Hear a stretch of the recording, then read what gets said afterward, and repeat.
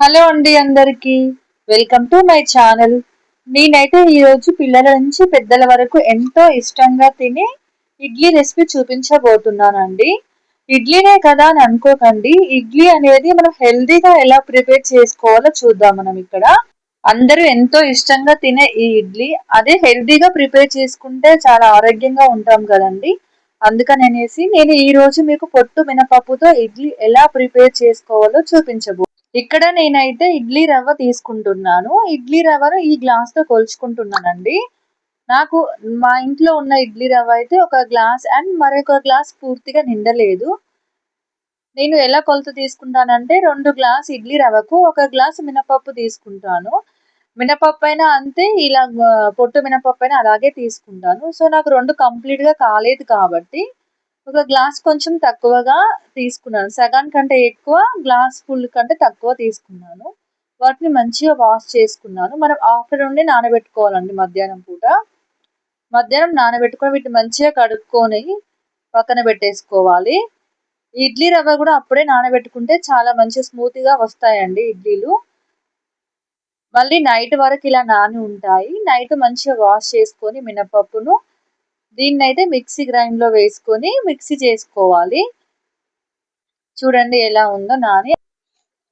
ఇప్పుడైతే మనం మినపప్పునైతే మిక్సీ జారీలో వేసుకొని మిక్సీ పట్టేసుకోవాలండి. ఇలా పట్టేసుకుంటే సరిపోతుంది.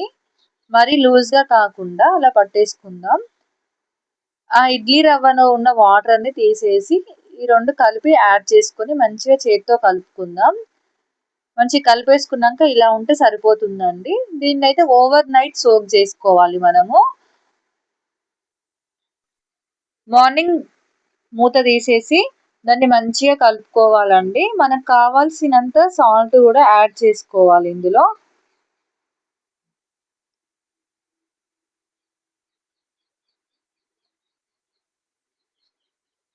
ఇప్పుడైతే మంచిగా కలుపుకొని దీన్నైతే ఇడ్లీ పాత్ర తీసుకొని వాటికి కొంచెం ఆయిల్ అన్న నెయ్యి అయినా రాసుకోవాలి, అది మీ ఇష్టం. నేనైతే నెయ్యి రాసుకున్నాను. అన్నిటికీ మంచిగా రాసుకున్న తర్వాతకి ఇడ్లీ పిండి వేసుకోవడమే. అంతే అండి, ఎంతో ఈజీగా మనం హెల్తీగా ఇడ్లీలను ఇలా ప్రిపేర్ చేసుకోవచ్చు. వీటిని అయితే మనం స్టీమ్ చేసుకోవాలి. 20 మినిట్స్ సరిపోతుందండి. కొంచెం మీడియం ఫ్లేమ్ లో పెట్టుకుంటే సరిపోతుంది. ఇలా వచ్చాయండి ఇడ్లీలు అయితే. వీటిని మనం తీసేసుకొని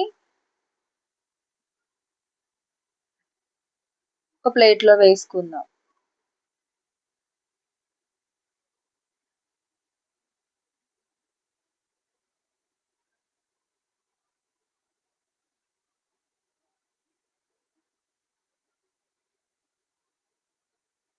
చూడండి ఎంత సాఫ్ట్ గా వచ్చాయో. నేను ఎప్పుడు ఇలాగే పొట్టు మినపప్పుతోనే చేస్తానండి. నార్మల్ గా వైట్ కలర్ రావేందని మా పిల్లలు అడుగుతూ ఉంటారు, మమ్మీ వైట్ కలర్ లో చేయమని. బట్ నాకు అలా ఇష్టం ఉండదు. తినేదైనా కొంచెం హెల్తీగా తింటే బాగుంటుంది కదా అనే ఉద్దేశంతో కొంచెం హెల్తీగా చేయడానికి ఇష్టపడతా ఏదైనా. ఈ వీడియో మీకు నచ్చినట్లయితే ప్లీజ్ అండి లైక్ చేయండి, సబ్స్క్రైబ్ చేయండి. అంతే అండి video. Thank you for watching.